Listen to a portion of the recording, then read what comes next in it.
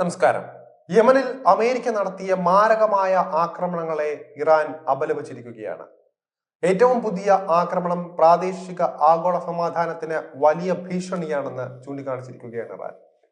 വിദേശകാര്യ മന്ത്രാലയ വക്താവായ ഇസ്മയിൽ ബഖായി ഇത് UN ചാർട്ടറിന്റെ നഗ്നമായ ലംഘനമാണെന്നാണ് വിശേഷിപ്പിച്ചിരിക്കുന്നത്.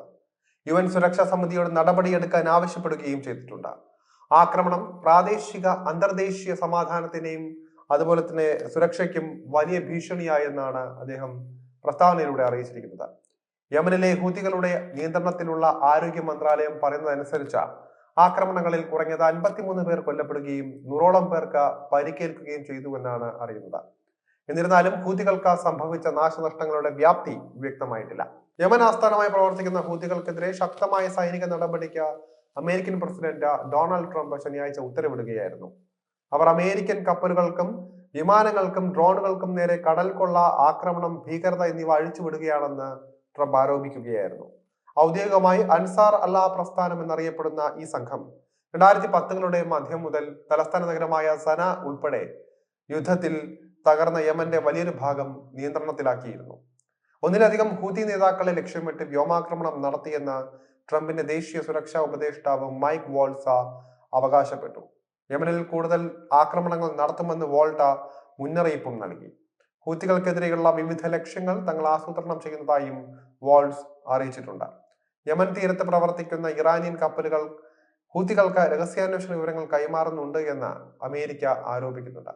ആഗോള സമ്പദ് വ്യവസ്ഥയെ ആക്രമിക്കാനായി ഹൂത്തികളെ ഇറാൻ ഉപയോഗിക്കുന്നുണ്ട് എന്നും മൈക്ക് വാൾസ് അറിയിച്ചിട്ടുണ്ട്. എന്നാൽ ഹൂത്തികളുടെ പ്രവർത്തനങ്ങളിൽ അവരുടെ പങ്കാളിത്തം ഇറാൻ നിരന്തരം നിഷേധിക്കുകയാണ്. ഇറാനിലെ എലൈറ്റ് ഇസ്ലാമിക് റവല്യൂഷണറി ഗാർഡ് കോപ്സിന്റെ തലവൻ ഈ ഒരു നിലപാട് ആവർത്തിക്കുകയും ചെയ്തിട്ടുണ്ട്. യമൻ ആസ്ഥാനമായുള്ള ഹൂതി ഗ്രൂപ്പിന്റെ ദേശീയ പ്രവർത്തന നയങ്ങൾ രൂപീകരിക്കുന്നതിൽ ഇറാൻ ഒരു പങ്കും വഹിക്കുന്നില്ല എന്ന് പ്രസ്താവിച്ചു. 2023 അവസാനത്തോടെ ഫലസ്തീനികളോട് ഐക്യദാർഢ്യം പ്രഖ്യാപിച്ചുകൊണ്ട് മേഖലയിലെ അമേരിക്കയുടെയും സഖ്യകക്ഷികളുടെയും അന്താരാഷ്ട്ര ഷിപ്പിംഗ് ആസ്തികൾക്ക് നേരെ ഹൂത്തികൾ ഡസൻ കണക്കിന് ആക്രമണങ്ങളാണ് നടത്തിയത്. സമുദ്രഗതാഗതം ലക്ഷ്യമിട്ടതിന് പുറമെ ഇസ്രായേലിനെതിരെ ഹൂത്തികൾ ദീർഘദൂര ബലിസ്റ്റിക് മിസൈലുകളും ഡ്രോണുകളും ആവർത്തിച്ച് വിക്ഷേപിച്ചിട്ടുണ്ട്. കൂടാതെ അവരുടെ ആക്രമണങ്ങളെ ചെറുക്കാൻ മേഖലയിൽ വിന്യസിച്ചിരിക്കുന്ന പാശ്ചാത്യ സൈനിക കപ്പലുകളെയും ലക്ഷ്യമിട്ടു. യമനിലെ ഹൂത്തികളുമായി ബന്ധമുള്ള സൈനിക കേന്ദ്രങ്ങളിലും അടിസ്ഥാന സൗകര്യങ്ങളിലും അമേരിക്കയും ബ്രിട്ടനും ഇസ്രായേലും ആവർത്തിച്ച വ്യോമാക്രമണം നടത്തിയിട്ടുണ്ട് എങ്കിലും ഹൂത്തികളുടെ ആക്രമണങ്ങൾ തുടരുകയാണെന്നാണ് അവർ അവകാശപ്പെടുന്നത്. ഇസ്രായേലും ഫലസ്തീൻ ഗ്രൂപ്പിലെ ഹമാസും വെടിനിർത്തലിൽ എത്തിയതിനെ തുടർന്ന് ജനുവരിയിൽ ഹൂത്തികൾ കപ്പലുകൾക്ക് നേരെയുള്ള ആക്രമണങ്ങൾ നിർത്തിയിരുന്നതാണ്. ചെങ്കടലിലൂടെയും അറേബ്യൻ കടലിലൂടെയും ബാബ് അൽ മന്ദാബ് കടലിടുക്കിലൂടെയും ഏതൻ ഉൾക്കടലിലൂടെയും സഞ്ചരിക്കുന്ന ഇസ്രായേലുമായി ബന്ധപ്പെട്ട കപ്പലുകൾക്കെതിരെ വീണ്ടും ആക്രമണം നടത്തുമെന്ന് ഹൂത്തികൾ പ്രഖ്യാപിച്ചതിന് ദിവസങ്ങൾക്ക് ശേഷമാണ് അമേരിക്ക വ്യോമാക്രമണം നടത്തിയത്. ഗാസയിലേക്ക് സഹായം എത്തിക്കാൻ ഇസ്രായേലിന് അനുവദിച്ച സമയപരിധി കഴിഞ്ഞതിനെ തുടർന്ന് ചൊവ്വാഴ്ച കപ്പലുകൾക്ക് നേരെയുള്ള ആക്രമണം പുനരാരംഭിച്ചതായി ഹൂത്തികൾ തന്നെ പ്രഖ്യാപനം നടത്തുകയായിരുന്നു.